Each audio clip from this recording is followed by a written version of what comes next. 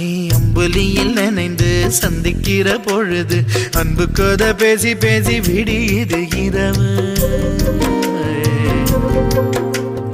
ஏழு கடல் தாண்டித்தான் ஏழுமலை தாண்டித்தான் என் கருத்து மச்சான் கிட்ட ஓடி வரும் மனசு. நாம சேர்ந்து வாழும் காட்சி போட்டி பார்க்கிறேன்.